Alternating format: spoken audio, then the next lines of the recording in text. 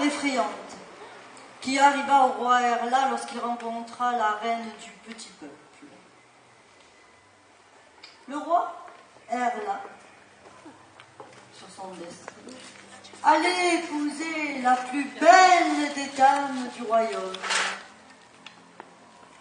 Voici sa petite reine.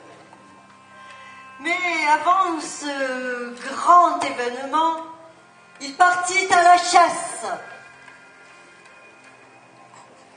Et c'est là qu'il rencontra la reine du petit peuple. Erla savait qu'elle avait des pouvoirs magiques, qu'elle était fière et susceptible. Ainsi, il la loua, se prosterna à ses pieds. La reine n'écoutait pas, elle était fort désagréable, et voilà pourquoi. Le roi Erla avait invité à la noce tous les rois, tous les seigneurs, sauf les habitants de la forêt. La reine du petit peuple en était fort fâchée. Le roi s'en excusa et lui demanda de se joindre à la fête. À genoux, il se mit devant elle. Alors, elle réfléchit un peu et au final, elle accepte. Le roi Erla est satisfait, un peu effrayé. Et alors, on célèbre les noces. Avec un train, on danse pendant 3 nuitées. Le roi Erla va chercher sa fiancée et ensemble ils dansent.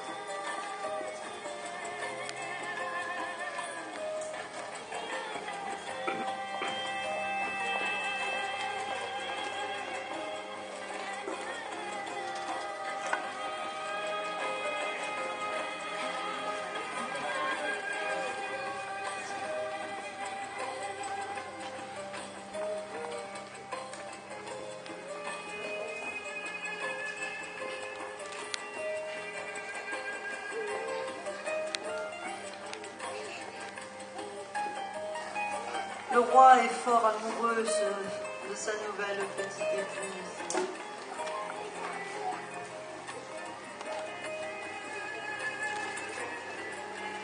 Se disant qu'il va passer toute sa vie à ses côtés.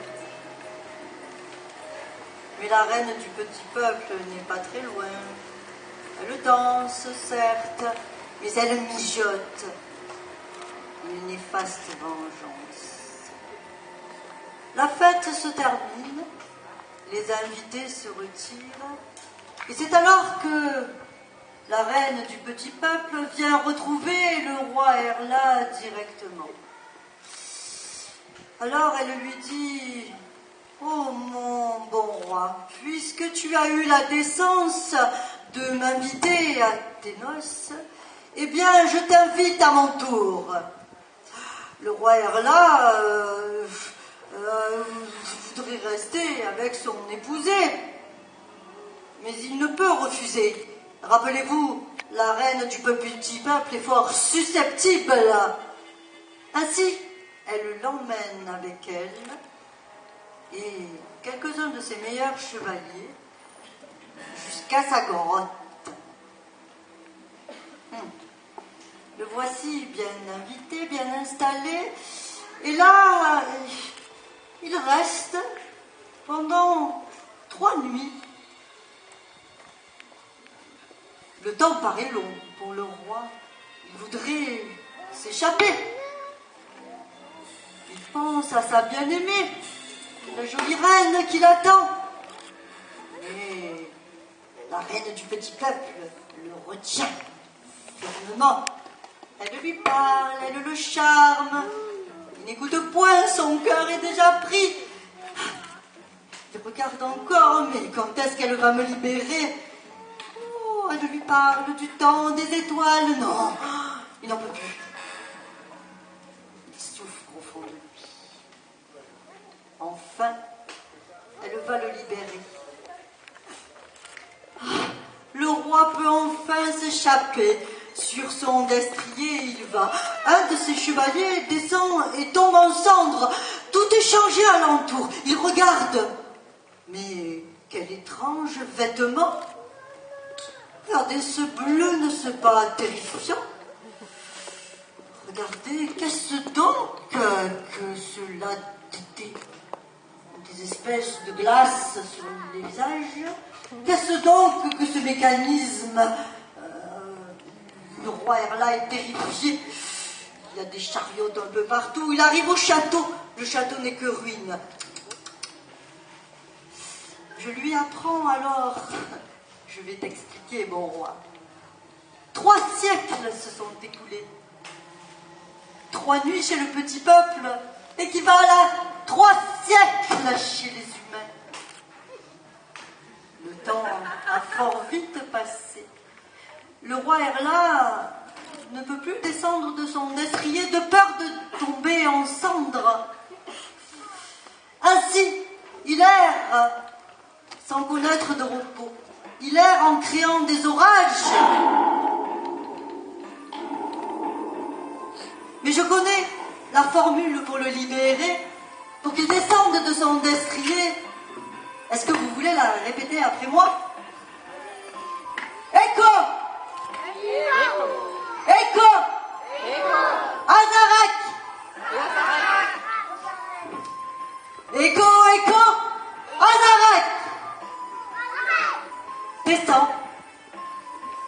Va-t-il tomber en cendres? Et que non, il est toujours vivant. Le roi peut retrouver son épousée des siècles après. Et ainsi, ils peuvent danser ensemble et célébrer leur union qui a bien été déjà éternelle. Ce conte est le conte du roi Erla. Nous avons eu pour les elfes, les créatures de la nuit, Imael et Drugila. La reine du petit peuple, Chimé. La petite reine du roi, Clarisse. Le roi Erla, le Sioux. Nous sommes Marie-Morgane Witch et l'Ordre des Corbeaux. Merci.